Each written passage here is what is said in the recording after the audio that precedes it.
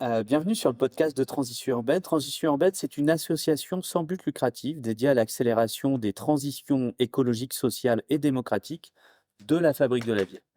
Rencontre après rencontre, nous partageons les apprentissages de celles et ceux qui font déjà la ville autrement. Je suis Sylvain Grisot, urbaniste et président de Transition Urbaine.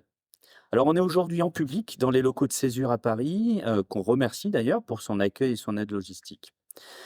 Alors les transitions urbaines, évidemment, ça veut dire qu'il faut construire durable. Il faut faire durable, construire du neuf dans le bon sens et tout ça, ça n'a rien d'évident. Mais c'est pas le sujet de ce soir parce que, avec les transitions urbaines, il nous faut aussi et sans doute surtout faire durer.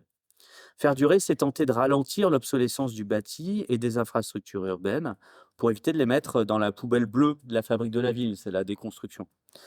Faire durer, ça recoupe plein de choses. C'est par exemple transformer le bâti obsolète pour lui donner une seconde vie. C'est comme ici, avoir des formes d'occupation temporaire, transitoire de bâtiments, qui sont amenés à être transformés. Mais c'est aussi éviter cette obsolescence par une attention quotidienne, par de l'entretien, par de la réparation. Et c'est de ça dont on va parler aujourd'hui, de la maintenance de la ville, du soin appliqué aux choses urbaines.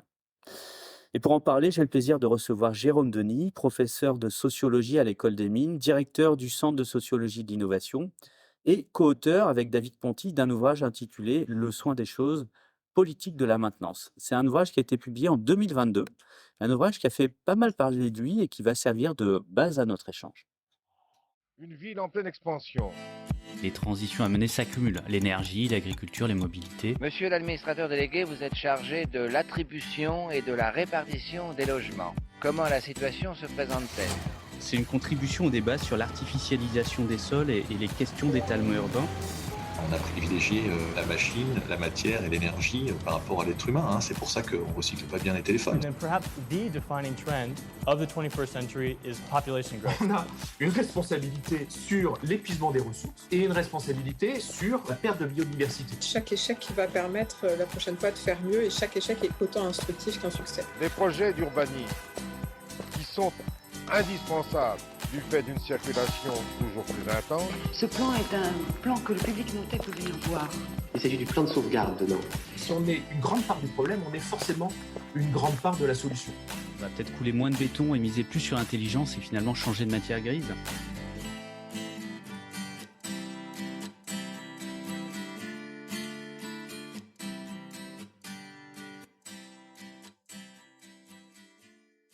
Bonjour Jérôme. Bonjour Sylvain. Alors Jérôme, la lecture de cet ouvrage, Le soin des choses, il a été pour moi, comme pour beaucoup finalement, une salvatrice bouffée d'air frais, hein. Alors c'est pas du tout un livre sur l'architecture ou sur l'urbain. Et pourtant ça résonne vraiment très, très fortement avec nos enjeux. On va donc pouvoir en parler, aussi aborder, les réflexions qui très logiquement, se sont menées depuis la publication de cet ouvrage avec les acteurs de la fabrique de la ville. Mais on aime bien plutôt commencer les échanges par des histoires. Voilà.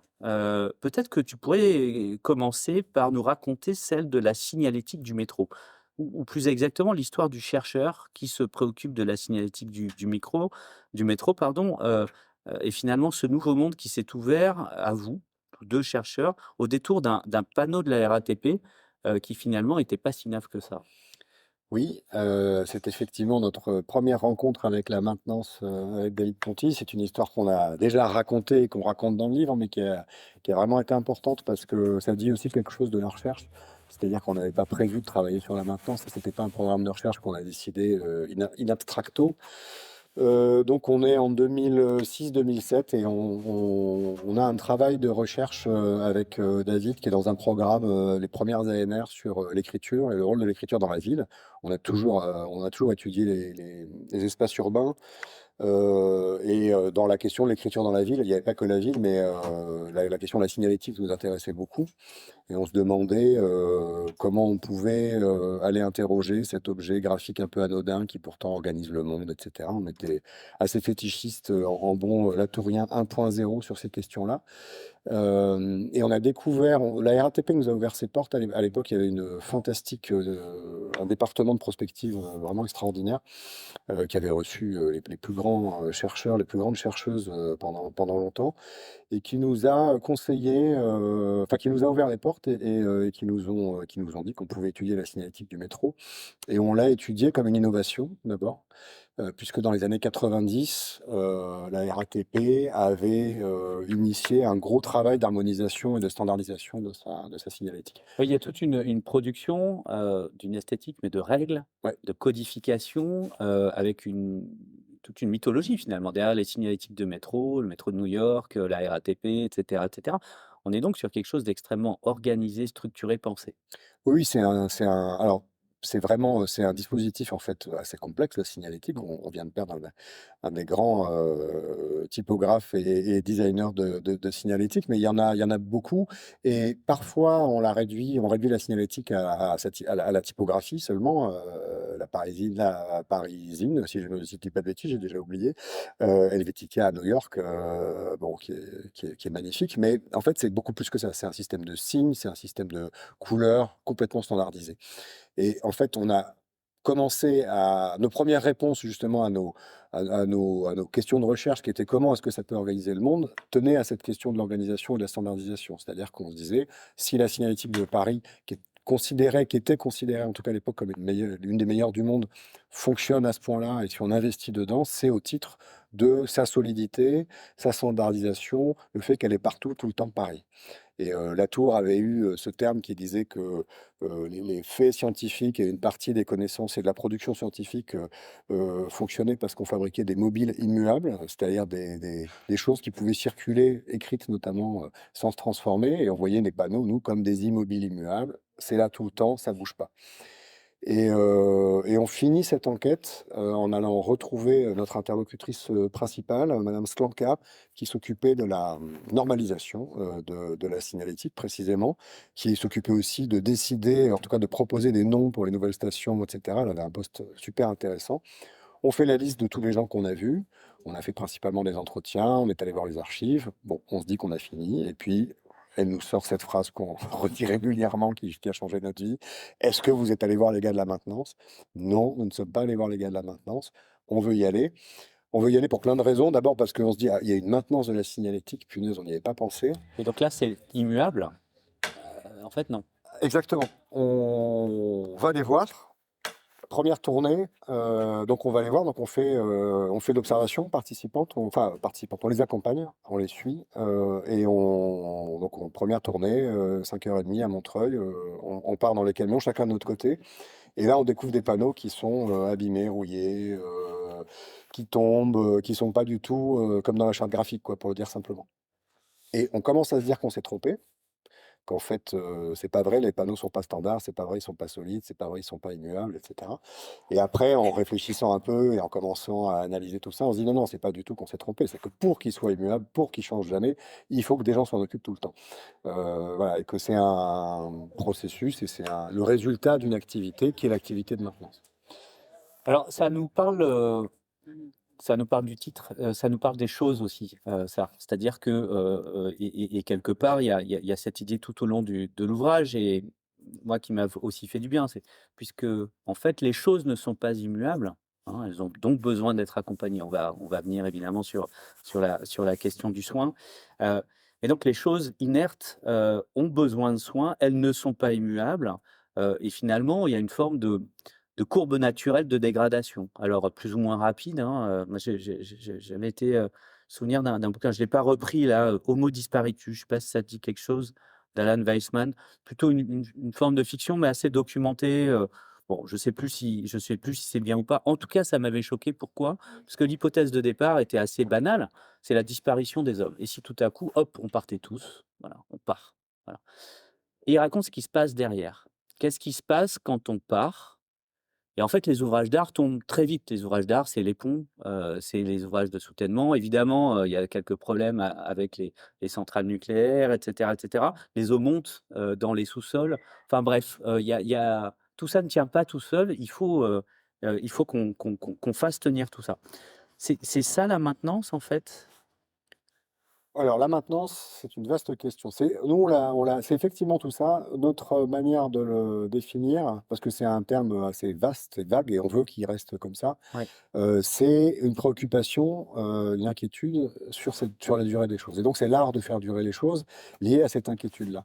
Et on insiste dessus comme quelque chose qui est un parallèle ou un complément à l'obsession pour l'homo faber dans l'histoire de l'humanité, où on dit, bah, l'être humain, il fabrique des choses, il invente. Et nous, on dit oui, mais l'être humain, en fait, il s'inquiète aussi de ce qu'il a fabriqué pour que ça dure un peu. Et là maintenant, c'est tout ce qui se joue plutôt dans les coulisses, même si c'est un terme en fait ambigu, cette histoire de coulisses, mais en tout cas qui se joue pour que ce qui a été constitué comme, notamment tout ce qui a été constitué comme durable, dure véritablement. Parce que rien ne dure tout seul. Et les grandes infrastructures, c'est un très bon exemple dont on a l'impression de loin, quand on est dans les pays des Nords, dans les zones riches des pays des Nords, enfin voilà, les zones riches des pays riches, que tout ça tient à peu près tout seul. Et en fait, c'est tout le temps l'objet d'un travail qui permet de faire tenir, plein de manières de faire tenir, mais et qui sans ça ne tiendrait pas. Eh ben, je veux bien qu'on reste un peu là-dessus, cette idée de la fragilité de ces objets Mhm. massifs, ces objets solides, ça tient, c'est du béton, heu, en fait, qui sont fragiles. Par contre, on occulte cette fragilité-là. Il y Ouais. a vraiment dans la façon dont on fait, dont on vit tout ça, alors on va revenir sur la place des mainteneurs et sur le caractère discret ou occulté, plus exactement, de ce travail-là, mais même psychologiquement et collectivement, on occulte cette question-là, cette fragilité. Alors le «on», c'est comme le «nous», il faut Ouais, toujours s'en ouais. méfier, il faut le situer. Disons que si c'est nous tous ici, sans doute, il y a dans l'histoire alors la modernité, c'est peut-être pas le bon terme, ou l'hypermodernité, ou il y a un moment, effectivement, dans certaines zones particulières du monde, et avec un programme qui s'est étalé, où on a effectivement, couru après des types d'objets, dans les infrastructures, en architecture, dans plein de domaines, et des types de matières qu'on a essayé de présenter et de prétendre être, des choses qui sont bien parce qu'elles sont solides. Le béton armé, c'est un des meilleurs exemples, mais il y en a d'autres, hein, sur l'histoire de la route aussi, il y a des choses très intéressantes. Il y a Paul Le Sieur qui a fait un ou 2 papiers qui racontent très bien ça. Les ingénieurs de la route, au départ, ils parlaient que de maintenance, ils parlaient que d'entretien. Les grands débats scientifiques, c'était quand est-ce qu'il fallait balayer, est-ce qu'il fallait balayer ou mettre la poussière avec, etc. Et puis à un moment donné, les voitures arrivent, Monsieur McAdam débarque, l'ingénierie de la route se transforme en ingénierie des matériaux, avec cette idée qu'au contraire, il faut des matériaux dont on n'a pas besoin de s'occuper. Il faut qu'ils durent pour tout le temps. Le béton armé, c'est cette histoire-là. C'est vraiment l'histoire du pont en Normandie. Si on regarde comment le pont de Normandie a été dessiné et conçu, c'est vraiment avec comme objectif qu'il n'ait pas besoin d'être entretenu. Sauf qu'à chaque fois, c'est un mythe Pour Morandi qui s'est donc qui effondré, s'est effondré. hein, et notamment faute de maintenance ou de maintenance adéquate en tout cas. Qui s'est Faute de maintenance, parce que la maintenance n'était pas prévue, et c'était même, en fait, by design, on pourrait dire, quelque chose qui ne devait pas être maintenu. Donc il y a une espèce de promesse d'autonomie de certaines choses, et de beaucoup liées à l'espace urbain, qui est une promesse qui est aussi une promesse de confort, hein, parce que ça veut dire que vous n'avez plus à vous en occuper. Ce qui n'est pas complètement mauvais par essence, mais qui est une promesse de déresponsabilité d'un certain point de vue. Vous ne vous en occupez plus, et qui est par ailleurs, de toute façon, un mythe, un mensonge parfois, ou simplement une naïveté. Il y a plein de manières de voir tout ça. Le béton armé, c'est un parfait exemple. C'était quand même l'histoire du béton armé. Il y a des gens qui travaillent dessus depuis quelques années et qui ont raconté des choses fantastiques là-dessus. C'est l'histoire de ce matériau éternel, dont on va découvrir année après année, décennie après décennie, des pathologies absolument dramatiques, qui sont même des pathologies liées au fait qu'on va planquer de l'acier à l'intérieur, etc., que presque on va s'empêcher de voir, et qui créent des situations dramatiques, et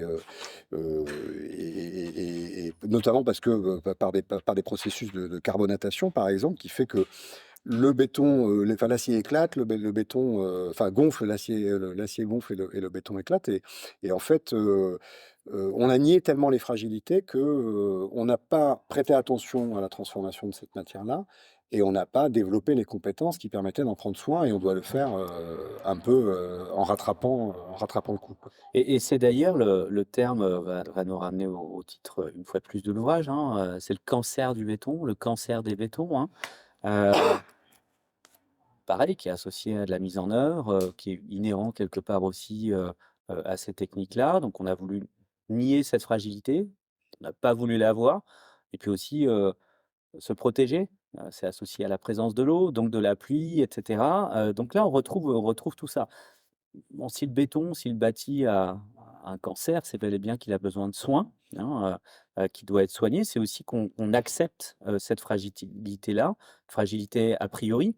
On en parlait en préparation, qu'on va retrouver, dans le pisé, la construction de terre qui, par essence, doit être entretenue tous les ans et cetera. Toujours d'ailleurs dans ce rapport à l'eau. C'est quoi le lien, alors, soins, mais care aussi, hein, donc on entend beaucoup parler ces dernières années, mais justement, comment est-ce qu'on arrive à qu'est-ce que vous avez repris de ces concepts-là pour les appliquer aux choses? C'est quand même pas complètement intuitif. Alors, en fait, c'est assez rapidement qu'on a compris que ce qu'on voyait quand on suivait, les mainteneurs, on a changé après, on a étudié l'effacement des graffitis, qui est une forme de maintenance urbaine, discutable mais absolument passionnante quand on suit les effaceurs de graffitis. Avec Daniel Florentin, je suis allé voir après la maintenance des réseaux d'eau, et cetera. Donc on a multiplié les sites et puis on a rencontré des collègues avec qui on a beaucoup discuté. Et ce qui est intéressant, c'est qu'en fait, assez vite, nous, avec David, on s'est dit, ça ressemble effectivement à quelque chose qui est de l'ordre du soin. On discutait, enfin un peu plus tard, on a discuté avec Anne-Marie Moll qui a travaillé sur ces questions-là aussi.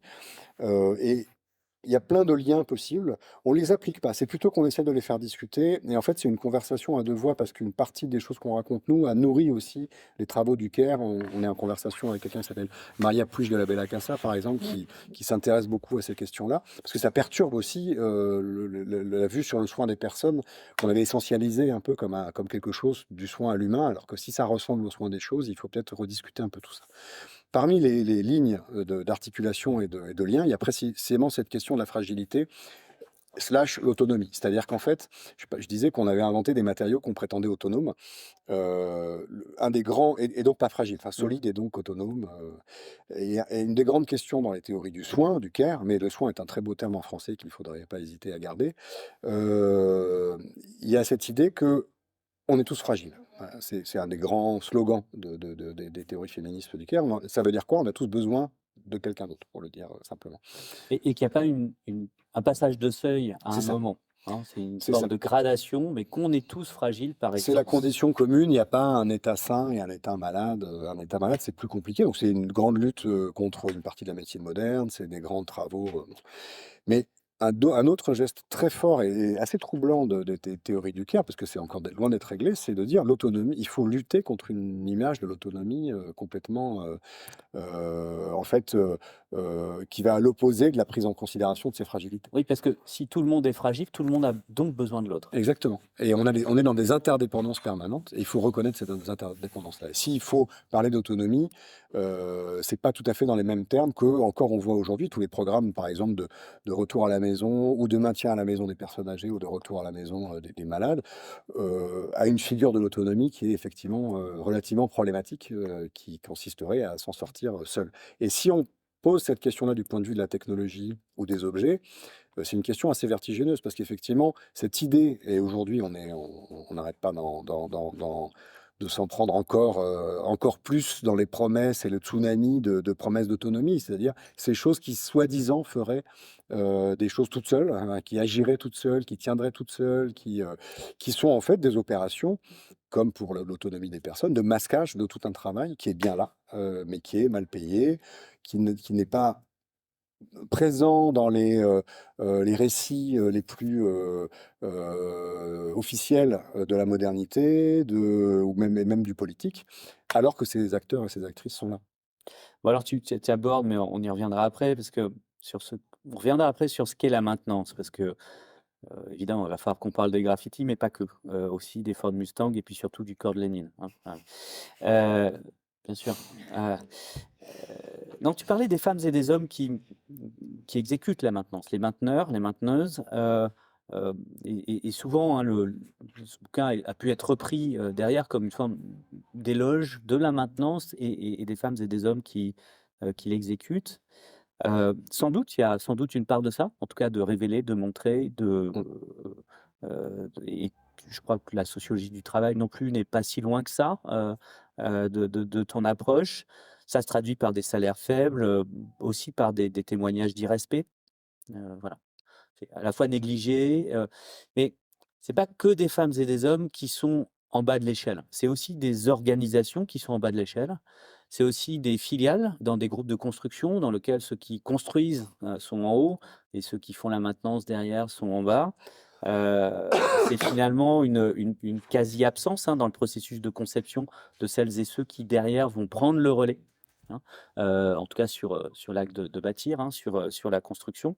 Et finalement aussi une forme de négligence, qui est récurrente sur, des choix budgétaires, des choix financiers qui sont faits par rapport au bâti sur lequel on sait investir, heu et par contre on ne sait pas réinvestir, hein. À un moment, maintenir finalement un flux financier, un flux d'efforts, un flux d'attention, dans les bâtiments. La conséquence de tout ça, bah, c'est, finalement une mort lente mais accélérée, hein, par défaut d'entretien, défaut de respect.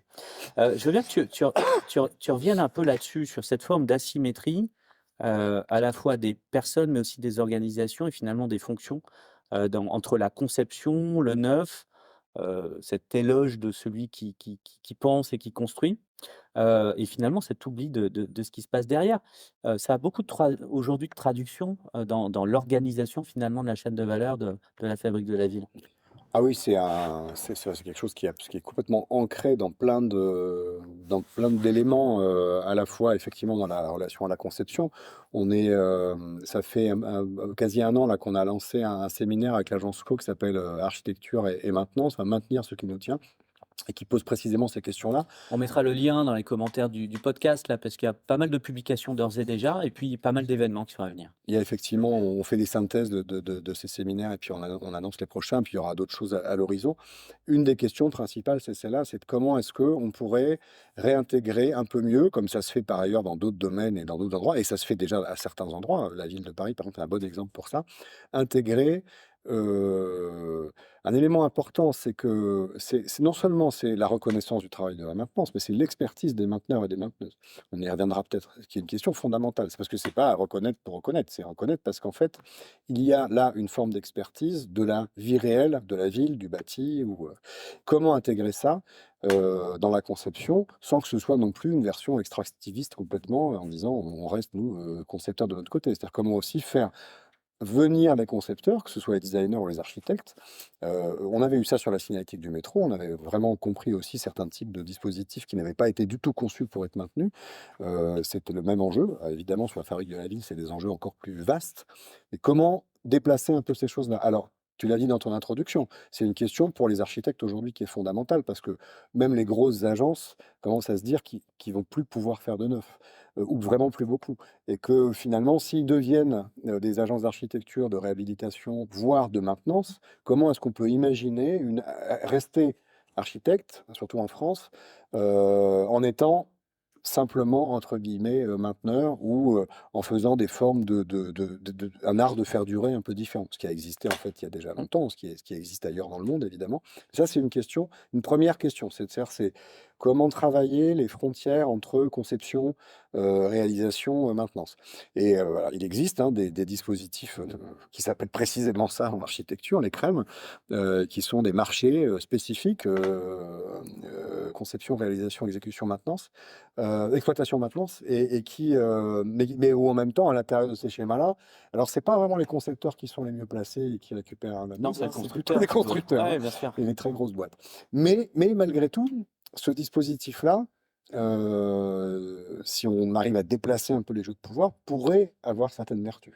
Il pourrait vraiment avoir certaines vertus parce qu'il peut faire compter, y compris en coût global, parce que c'est vraiment une des questions, tu parlais de la chaîne de valeur, arriver à faire reconnaître le coût global de la maintenance à 10 ou 15 ans dans un marché, au lieu de le mettre complètement sous le tapis. Parce que ça, c'est quand même une question vraiment compliquée. Et le deuxième point sur lequel je veux rester, qui est vraiment cette histoire de coût aussi, c'est la dimension comptable.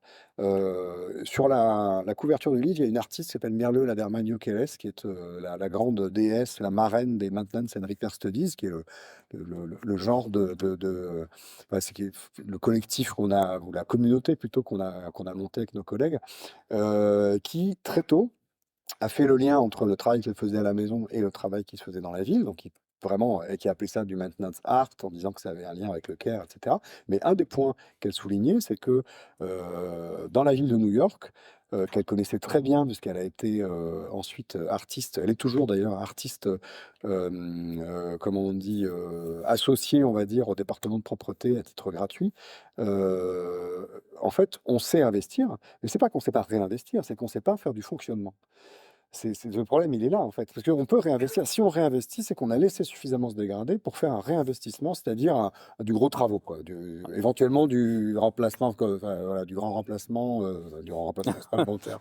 Du remplacement de, comment ça s'appelle? Ouais, Mince, je retrouve pas le terme. Gros entretien, gros du gros entretien. gros entretien. Mais grosso modo, le fait qu'on ait le droit, on peut s'endetter et on peut amortir sur des investissements, et on n'a pas le droit, y compris dans les règles comptables et financières à l'échelle européenne, on n'a pas le droit. On est empêché et par exemple, on ne peut pas s'endetter pour du fonctionnement. Donc, ce qui veut dire qu'en gros, vous avez tout intérêt à laisser dégrader, par exemple, la chaussée ici, jusqu'à la remplacer, parce que si vous la remplacez, ça va rentrer dans de l'investissement. Et toute la mécanique comptable de ça favorise ces formes de fabriquer du nouveau, voire de remplacer, plutôt que de faire durer et d'entretenir. Donc c'est la culture du jetable finalement, hein, plutôt que de faire l'effort de nettoyer le gobelet. On va retrouver ça aussi dans la culture imposée quelque part par Bercy et le mode de financement public sur les collectivités locales, sur lequel il est possible d'investir puisque c'est sain d'investir. Et en effet, investir, ça peut être une grosse réhabilitation, etc., etc., même si on n'est souvent pas tout à fait sur les mêmes règles. Par contre, avoir des employés municipaux qui vont s'assurer qu'il n'y a pas de dégradation, qu'il n'y a pas de vieillissement accéléré, etc., ça va être beaucoup plus compliqué parce que c'est des frais de fonctionnement. Mais j'aimerais bien qu'on rentre un peu un peu dans le cœur du métier, sur ce qu'est la maintenance, parce qu'on a un peu cette idée-là.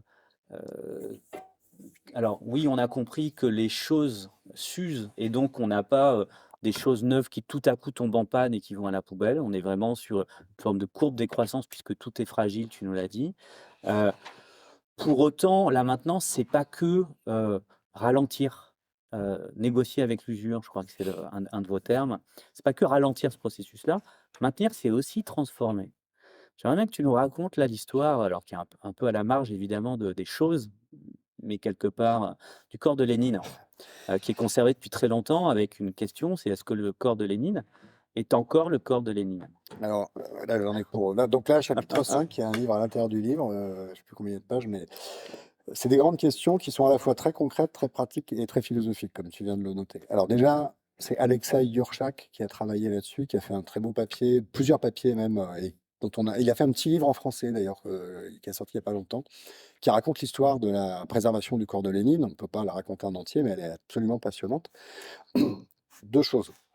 Effectivement, ça montre un point très important et que nous, il y a plein d'histoires dans le livre. Le but du jeu, c'est de montrer à quel point elles sont très variées, très différentes. Il ne faut pas faire n'importe quoi, mais elles traversent quand même des questions qui sont les mêmes, des grandes questions qui sont les mêmes. Notamment, maintenir, c'est toujours transformer. C'est-à-dire que dans les faits, pratiquement, si vous regardez les gens qui entretiennent quelque chose, ils transforment. Ils vont poncer, ils vont rajouter du vernis. Juste si vous passez un coup d'éponge, si vous regardez à l'échelle microscopique, vous aurez transformé quelque chose. Pourquoi? Parce que la matière, de toute façon, se transforme et donc vous participez à la transformation de la matière. Donc dans la maintenance, au corps à corps avec la matière, quelle qu'elle soit, il y a quelque chose de l'ordre de la transformation. C'est à la fois très philosophique et très pratique, très concret.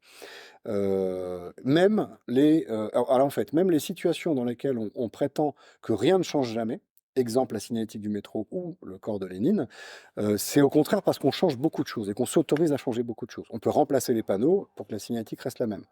Le corps de Lénine,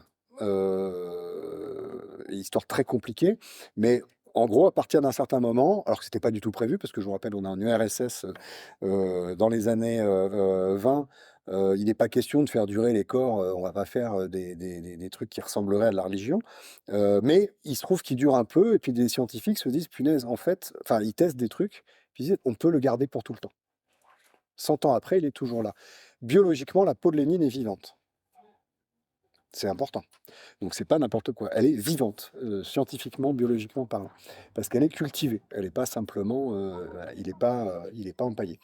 Mais pour ça, il faut accepter d'enlever les gras, de changer des fluides, de faire des bains tous les 3 mois, des trucs super glauques, d'avoir testé tout ça sur des corps d'indigents, etc. Et en fait, pour que Lénine reste tout le temps le même, de manière quasi éternelle, il faut changer plein de trucs dans Lénine. Donc il faut qu'on soit d'accord, il faut que des gens soient d'accord et qu'ils aient le pouvoir pour affirmer que c'est toujours le même Lénine. Et c'est tout le temps pareil. Vous prenez l'effacement des graffitis à Paris, qu'on a, voilà, qu'on a étudié. On a un prochain livre bientôt qui va raconter tout ça. Ben, il y a des sessions de contrôle. Alors, il y avait, avec les gens de la mairie, est-ce que ce graffiti est bien effacé? Et si vous voyez, est-ce que ce mur, autrement dit, est-ce que cette façade est la même? Une des plus grandes techniques d'effacement graphique, c'est repeindre. Il faut repeindre, non pas avec exactement la couleur de quand le bâtiment a été créé, mais avec la couleur d'avant-hier quand il n'y avait pas le graffiti. Que cet art de savoir faire la couleur qui va bien, sinon ça fait ce que vous avez vu partout, ce que les graffeurs appellent des buffs, et ce que le contrat de la mairie de Perret appelle une tache de propreté.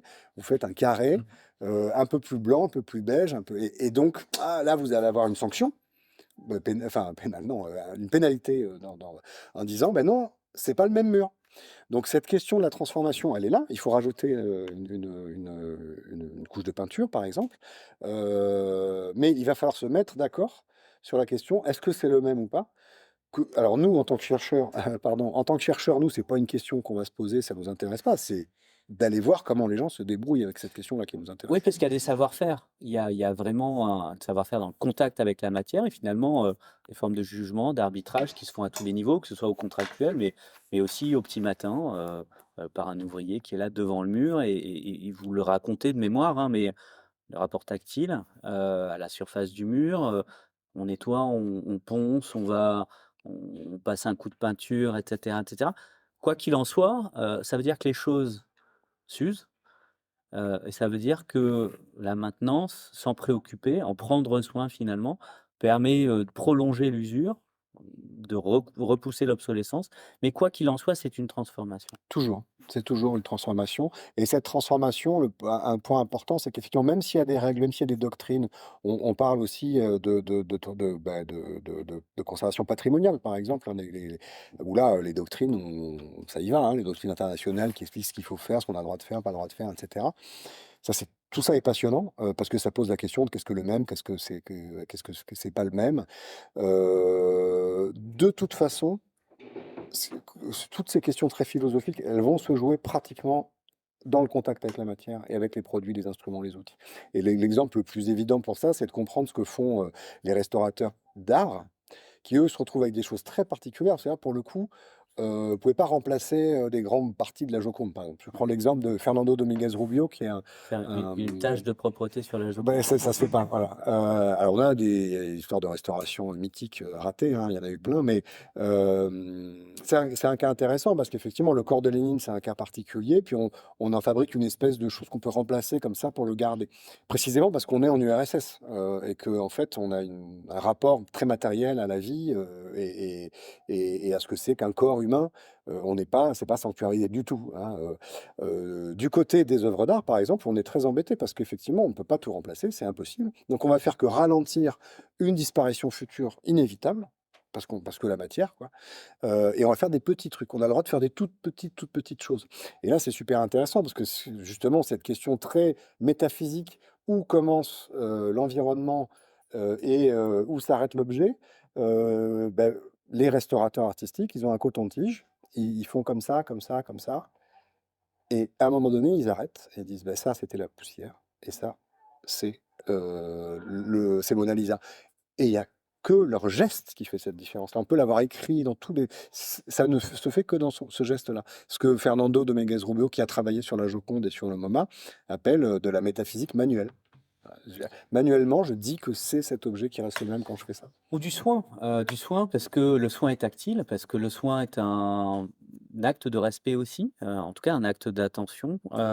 Et justement là-dessus, si on file la métaphore du soin, que devient le patient? Parce que finalement, si le bâtiment était un non-humain, non-vivant, il pourrait avoir ses porte-paroles qui nous diraient qu'il a la gouttière qu'il gratte, il faudrait y jeter un œil ou qu'il s'est cassé l'ascenseur. Heu, c'est qui les mainteneurs là? Alors, le patient, c'est le bâtiment lui-même. Il n'a pas forcément besoin de Porte-parole? porte-parole parce qu'il a besoin de médecins qui l'auscultent. Ouais. Alors effectivement, on peut dire qu'on est malade, mais il y a plein de fois où on ne sait pas dire de quoi on est malade.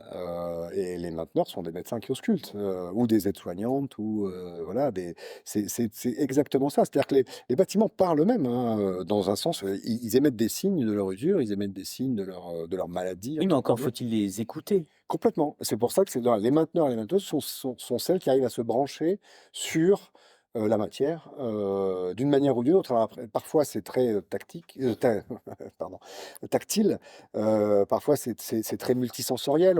On écoute, c'est très connu dans les usines, il y a plein de gens qui enfin, en fait, en y restant quelque temps, savent reconnaître le bruit bizarre qui fait qu'il va falloir intervenir avant que ça casse, par exemple. Mais c'est intéressant le bruit parce que c'est finalement un indicateur d'une forme d'anormalité, donc d'une usure prématurée, et cetera, et en même temps, c'est extrêmement difficilement codifiable, Exactement.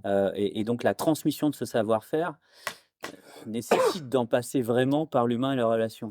Par la proximité, par le fait qu'on reste, qu'on apprend par les plus anciens, et cetera. C'est tout un tas de questions et c'est des domaines dans lesquels il y a sans arrêt, des boîtes qui débarquent avec des capteurs, de l'IA, du machin, et cetera et qui se plantent, parce qu'elles prétendent qu'elles savent mieux faire que ce fait l'être humain et en fait, parfois, mieux faire, c'est bien pire parce qu'en fait, effectivement, on voit, toutes les pathologies possibles. On ne peut plus faire de différence entre celle qui est importante ou pas, précisément parce que la matière se dégrade de manière permanente et faire des seuils, c'est très compliqué alors qu'avec les modestes capacités humaines, même dans des grandes expertises, on fait des seuils, on hiérarchise, hein. C'est des questions, dans le diagnostic, à la fois médical, mais architectural, par exemple, patrimonial, c'est des questions, fondamentales.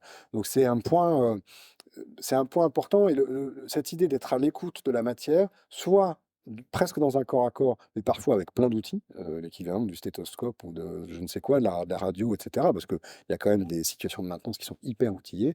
C'est un des gestes importants de la maintenance. On va dire que c'est le premier, quoi. C'est celui du diagnostic, de la supervision.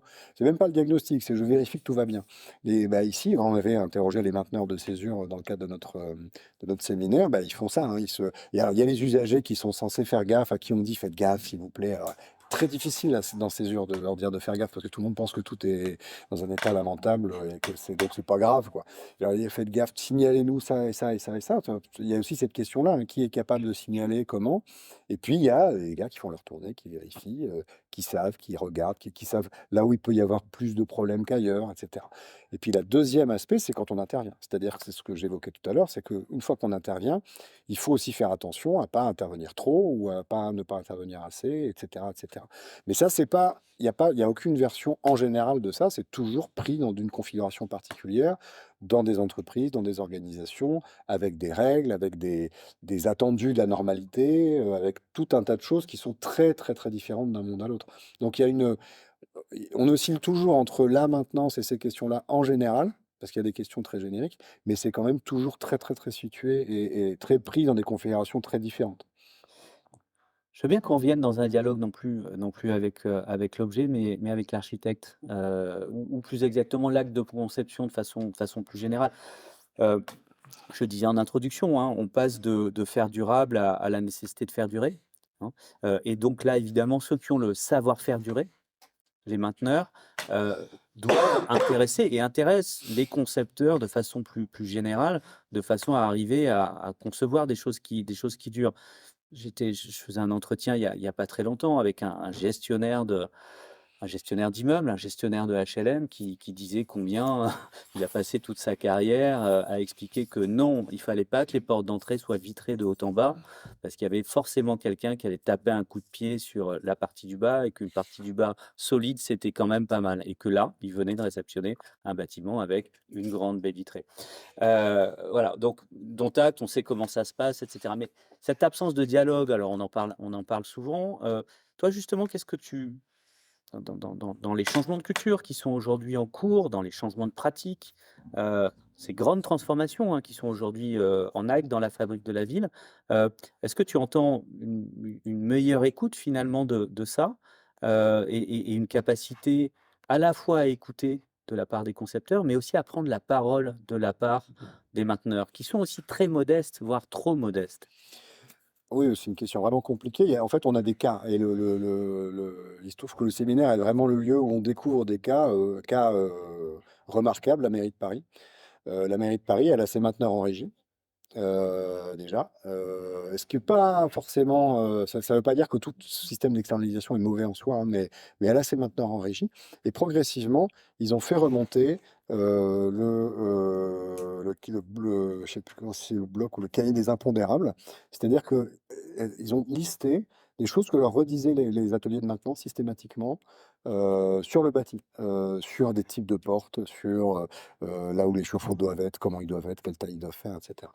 Et progressivement, ils ont fabriqué un document qui est très en amont dans les concours, et que la maîtrise d'œuvre reçoit, avec des interdits, par des mainteneurs. Donc ils adorent ça, hein, évidemment, c'est bien connu. Et plus ils discutent avec les mainteneurs, plus les architectes sont heureux. Mais ça va changer, ça change petit à petit. Et ces responsables de la maintenance et ces praticiens de la maintenance à la mairie de Paris, ils sont là à réception du chantier, ils sont là en phase GPA pour dire non, alors non, ça ne va pas, ça fonctionne pas, ça j'avais dit qu'on aurait des trappes là, oui, mais c'est pas joli, mais c'est pas grave, j'aurais des trappes parce que j'ai besoin d'y aller, Mmh. etc. Donc ça existe.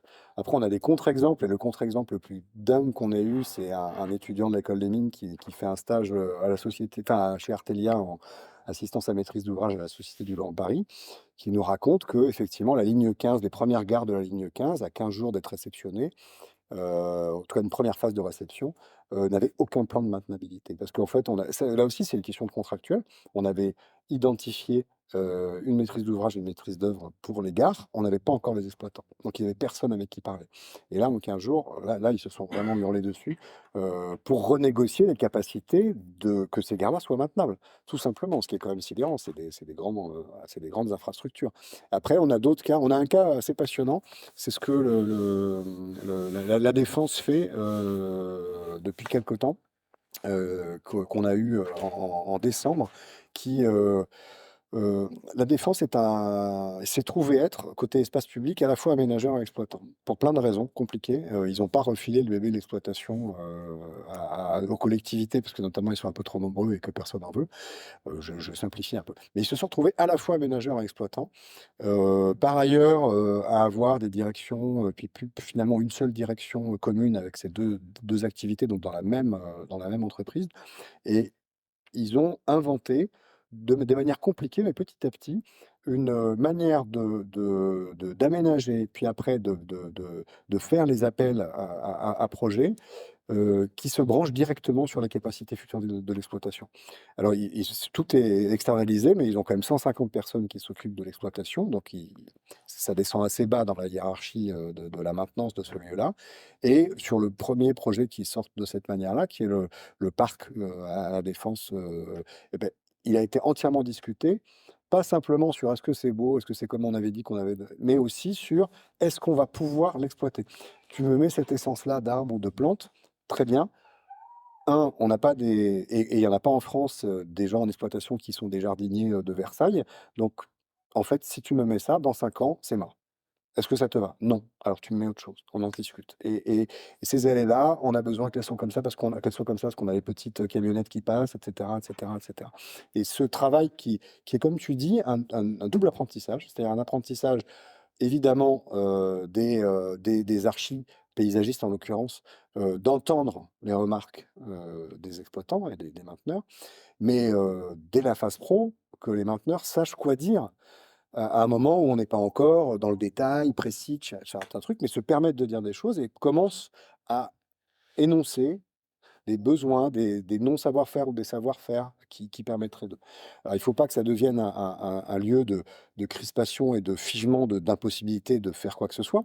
À Paris, c'était lié notamment, on en a parlé parce qu'on parlait de la médiathèque Baldwin, où là, avec du bioclimatique, en plus, il allait falloir de toute façon que les exploitants transforment un peu leur activité. Mais et ces exemples-là, ils existent, ils fonctionnent, ils sont pas forcément simples. C'est intéressant de comprendre toutes les conditions qui font qu'ils marchent à peu près, mais c'est de très bons exemples. Et en fait, il y en a un peu partout. Non, c'est le récit un peu saignant là, de Stewart Brown dans son ouvrage, là, How Building Learn, où il se préoccupe, lui, de la vie d'après, le jour de la réception, tout en disant tout le mal qu'il pense de l'architecte qui, lui, ne veut pas se préoccuper de la vie d'après, ne veut pas se préoccuper de la gouttière, etc., etc. Sortons du bâtiment et abordons peut-être un horizon encore plus vaste, parce que finalement, la maintenance, puisqu'elle nous pose la question de l'après, la question de faire durer, nous projette dans le temps long, voire le temps très long. Et c'est un regard qui nous manque en fait, hein, même si c'est le regard et c'est les temporalités, toutes les transitions qui sont à mener, même si toutes les questions sont là-dessus, on se projette dans un temps beaucoup plus long que ce qu'on a l'habitude, mais surtout ce qu'on a envie, parce que et d'ailleurs, c'est peut-être pour ça qu'on n'écoute pas la maintenance, c'est parce que quand on l'écoute et qu'on regarde loin, ça pose des questions assez saignantes, assez critiques. Heu peut-être qu'il faut pas tout maintenir, peut-être qu'il faut faire des choix, peut-être que tout peut pas durer, peut-être que les choses derrière lesquelles on se protège ne peuvent pas tenir, et cetera, et cetera. Est-ce que tu peux nous parler un peu de ça finalement, de ces grandes infrastructures, du temps long et de ces crises? Alors, en fait, c'est assez contradictoire, parce que la maintenance, précisément, c'est la chose qu'il faut faire tout le temps au présent.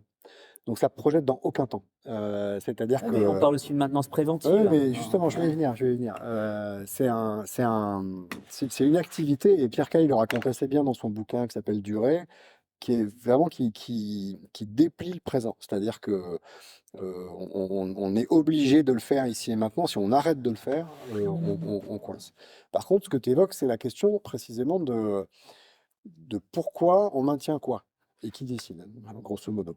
Et ça, c'est une question politique sur le beaucoup plus long terme, effectivement, surtout si on assume qu'on va mettre de l'argent dessus. Et c'est exactement le cas que j'expliquais des aménageurs exploitants à la Défense, c'est-à-dire qu'en fait, vous ne me livrez pas quelque chose qui est impeccable pour l'inauguration, je veux quelque chose qui doit pouvoir durer 10 à Oui, 15 mais ans. tu disais justement que c'est une forme d'anomalie, en tout cas sur Oui, l'espace public, bien le sûr. fait d'être à la fois l'aménageur et le gestionnaire. Alors, ça peut arriver pour certaines collectivités, mais en effet, c'est rare. C'est aussi assez rare euh, d'avoir des gens qui vont faire la construction, en tout cas en France, et faire la gestion sur le temps long. Donc, ils sont intéressés à ce qui va se passer après Ouais. ou ce qui va se passer 10 ans après. Et c'est vrai que de ce point de vue-là, c'est une orientation vers un temps long, une forme de responsabilité, comme certains architectes d'État ont pu l'être pendant des années d'ailleurs, qui projette un temps, mais c'est un temps très particulier. Hein. Pour ça, ça vaut vraiment le coup de lire Bernadette Binceau de Vincent qui parle de temps paysage, parce que c'est pas un temps long, c'est pas le temps long de la catastrophe, qui est une espèce de temps qui, comme elle dit, qui mobilise et qui aveugle un peu et qui empêche en fait d'agir. C'est pas non plus des projections qui seraient complètement opérationnelles, qui dérouleraient des types de choses à faire certaines, mais c'est plutôt effectivement une sorte d'engagement de responsabilité. C'est une obligation au sens de se faire obliger de. C'est un attachement, pour reprendre les termes aussi d'Antoine Hénion, par exemple. C'est-à-dire on tient à quelque chose qui nous tient. Être attaché, c'est ce double truc. Et c'est un côté aussi. Donc c'est certain qu'en fait, ça s'organise comme ça à partir du moment où ces enjeux sont politisés, au sens noble du terme. C'est-à-dire qu'on peut effectivement discuter, débattre, et ça rejoint tous les travaux de Diego Landivar, Emmanuel Bonnet et Alexandre Monin, autour plutôt de la question justement du démantèlement, de la fermeture, etc. Donc ça, c'est un point, nous, notre objectif étant de simplement faire compter la maintenance, hein, même pas parce qu'il y a de la maintenance qui est problématique, ce n'est pas forcément toujours bien la maintenance. Faire compter la maintenance, c'est au moins avoir ce type-là de discussion, effectivement. Vous faites quelque chose de nouveau, dans quelles conditions est-ce que ça va durer? Mais quelque part, regarder et se projeter nous montre qu'on doit faire des choix et donc rend politique ses actes. Exactement. C'est ce principe-là et cette question de à quoi est-ce qu'on tient, quoi, et qu'est-ce qui nous tient. Cela dit, c'est pas parce qu'on démantèle et qu'on ferme qu'il va pas falloir s'occuper des déchets, le nucléaire est un super exemple. Hein, Oui, c'est les communs négatifs. C'est les communs négatifs. Il va falloir. Et donc, c'est un truc aussi qui nous intéresse. On raconte le cas d'une sonde spatiale qui a été étudiée par Marisa Cohn, qui dure beaucoup plus longtemps que la NASA avait prévu. Donc, ils n'ont plus de budget, mais elle continue à envoyer des informations. Alors, les chercheurs, ils sont là, ce serait quand même bien qu'on y aille.